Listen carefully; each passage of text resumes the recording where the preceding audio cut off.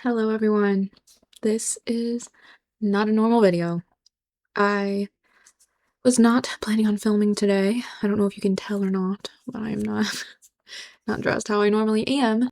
And that is because I felt like today it was important to film this. I got notifications on YouTube from Honey Bison and Sunny Side Up Girl speaking on a case that I feel is very important for me to speak on as well. I have not watched their videos, so I may just be repeating everything they say, but I may have a bit of maybe a unique perspective as a parent myself because today we are talking about the death of 7-year-old Casper O'Brien. Before we get started, there will be mention of child abuse, very briefly, probably, and other mental health struggles. So if that's something that you are not comfortable listening to and you are here for just the kind of upbeat, more lighthearted videos, I totally understand. We will catch you in the next one. But this is important and this is something that we should be discussing. If you have not, sorry, this is going to be a hard one. I can tell already. If you have not heard the name Casper O'Brien, let me introduce you to an incredible little boy who did not even get the chance to see all of life's wonders and everything life has to offer.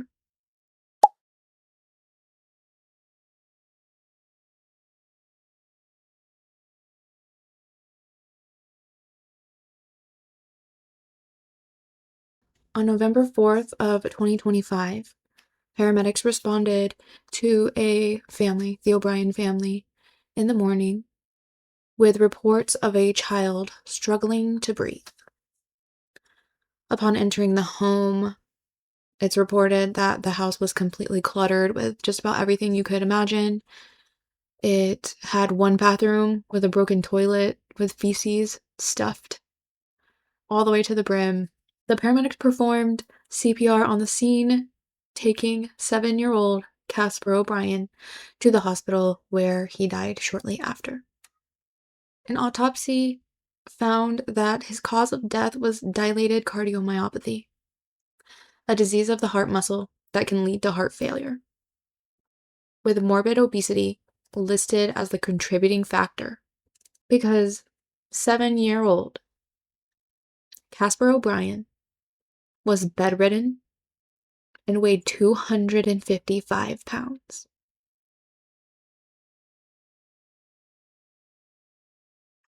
Also, he was on the autism spectrum and reportedly was unable to speak, and he appeared to be immobile. Now, maybe you are wondering what happened? Who did this? Well, that would be these two right here. This is Damien and Jessica O'Brien, the parents of Casper, who was 7, and his sister, who is 5, who reportedly at the scene, the paramedics and authorities said, in quotes, she was feral at the scene.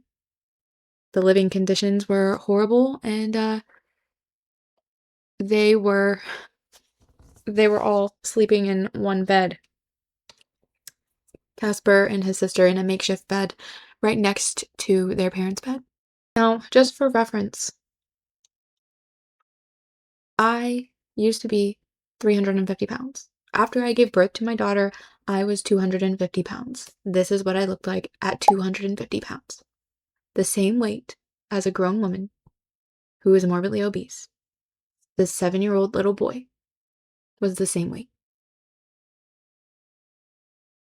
To put it even further in reference for you, an average 7-year-old boy weighs between 40 and 70 pounds. 40 to 70 pounds. He was almost 4 times the weight of an average kid his size.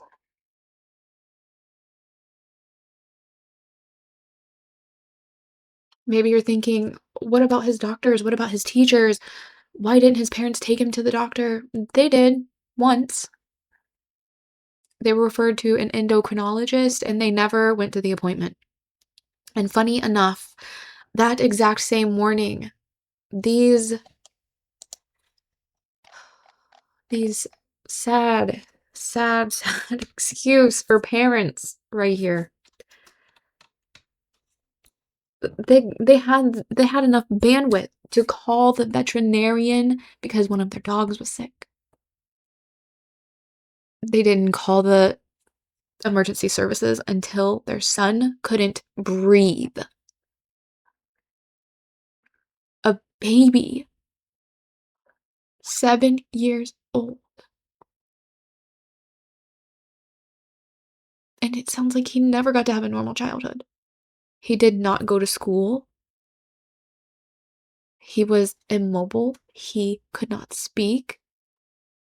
Who knows if he was getting the proper support and care and treatment for his autism, for him to help him thrive and grow and learn the way that he needed to? Probably not. We can only assume not. These parents are being charged with several different counts. 3 counts of child abuse and second-degree murder. This is where the autopsy is saying that dilated cardiomyopathy, a disease of the heart muscles that can lead to heart failure with morbid obesity, listed as the contributing factor.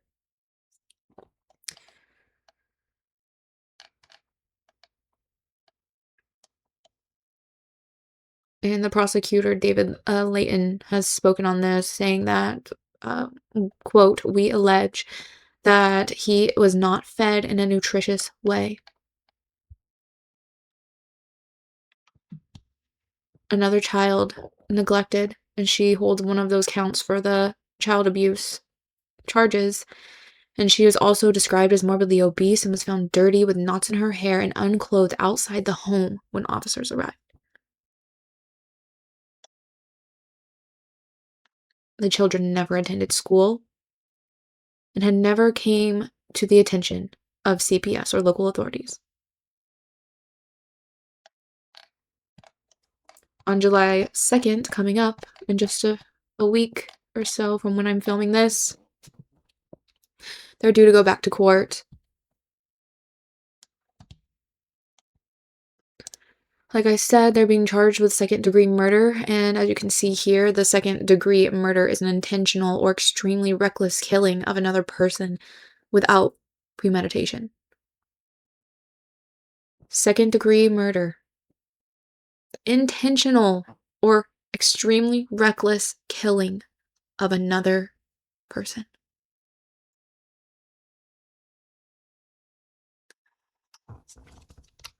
I am a parent. I'm a parent of a 2-year-old incredible little girl. I have extreme issues with food. I have been morbidly obese, lost 150 pounds, gained 50 of it back, lost another 80 pounds so far, and now I'm only class 1 obese. My issues with food have lasted my entire life, and as you can see from the pictures of these parents, they are morbidly obese as well. They have lifelong struggles with food as well. It is not an excuse. It is not an excuse. Whatever trauma has caused you to get this big, or lack of food knowledge that has gotten you this big, it is not your fault. However, it is your responsibility as a parent to fix it before you hurt your children, our children.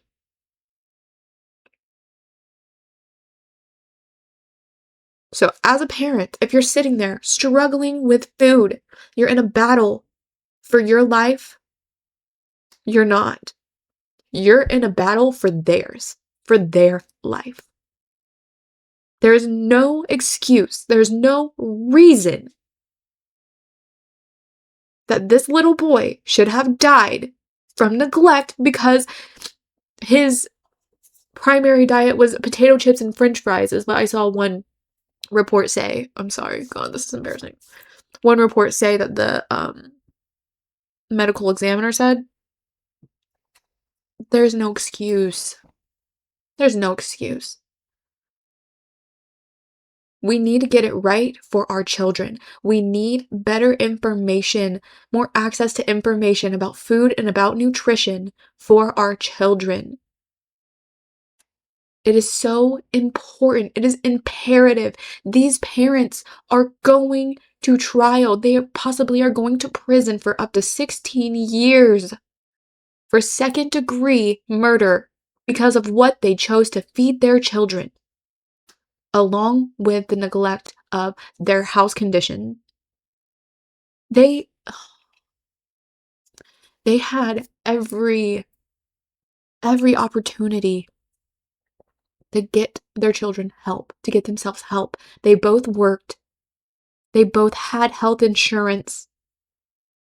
They had enough capacity to call a doctor for their dog, but they wouldn't keep an appointment for their baby. No one even knew that these kids were living like this.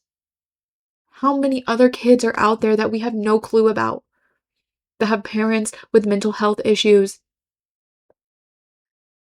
who have food issues, who have no knowledge about food and what food can do for your body, what different foods do to your body, how dangerous ultra-processed food is to our bodies, to our children's bodies. How many others are out there? So if you, I'm sorry for getting emotional, but this is serious. I've said it before, but our children did not ask to be here. We brought them here ourselves. We made a choice to have children, bring them into this world. It's our responsibility to learn everything we can so we can teach them right from wrong. Teach them nutrition, teach them how to care for their bodies and what self-love looks like. And I will die on the hill of that body acceptance and fat acceptance and body positivity, saying that loving yourself is eating bullshit. I will die on the hill fighting that. Because people see that and think it's okay to feed their kids that. People see that and they think, oh, well, it's okay that they have cake and donuts, and because that's what they just feel like having. They're intuitively eating. Bullshit. Kids don't know the difference. It's our jobs as adults, as protectors, as parents. It's our job to give them what they need. Not necessarily what they want all the time. What they need to be successful as adults. Part of that should be nutrition, and I hope that it changes. I hope our world is changing. Child neglect. Feeding your kids shitty food is child neglect. It is child abuse. And I hope these parents get what they deserve. And I also hope that these parents get the help that they need to. Because you don't get like this. You don't get like this. You don't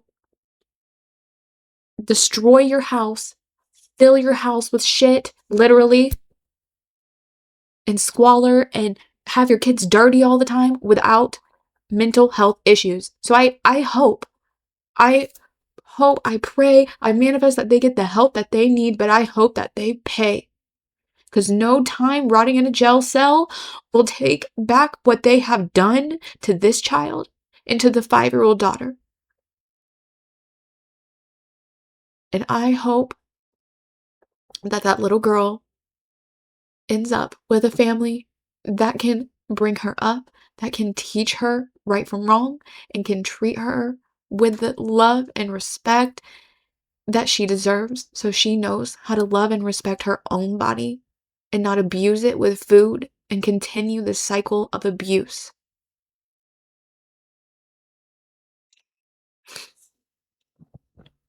Today is June 28th, so we got less than a week, about 4 days until they go back to trial. And I guess we'll see. We'll see what happens. It's so easy. I don't understand. It is so easy for people to point the fingers and look at children that are malnourished and say, that's child abuse. That is child abuse. And it is. It's sick. It's disgusting. Starving your children. What the fuck is wrong with you? But you know what also is abusive? What's sick? What's disgusting? Feeding your child to the point of immobility. Disgusting. You should be ashamed of yourself. You should be ashamed of yourself. And if you are a parent out there, I hope maybe coming across this video or coming across Honey Bison's video or Sunny Side Up Girl's video that somebody has said something or you have seen something that we have presented that has caused you to check in with yourself and your parenting and be real honest. If you are doing enough to teach your kids about nutrition and how food can affect your body, how important it is to fuel your body, if this or somebody else's video has given you a wake-up call, I'm glad. It's important that we learn for our children's sake. It's important that we lead by example for our children's sake. Everyone should be eating healthfully, should be fueling their bodies properly, should gain knowledge about what food can do for you, less ultra-processed food in our houses.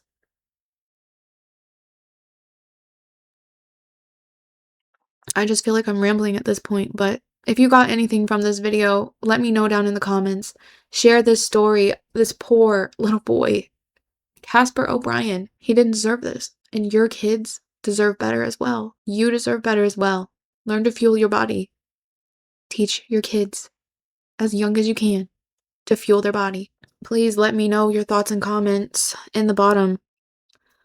What do you think of this case? Have you heard about it? Did you see Sunny Side Up Girl or Honey Bison's videos? Let me know. My video will be going up a lot later than theirs, but I felt like I needed to speak on this as well as a parent. And yeah, I hope something I've said maybe has resonated with someone out there. And I will catch you in the next one, but until next time, thanks for kicking it with me, and bye. If you lost it all, still believe in yourself. No one's come to say you gotta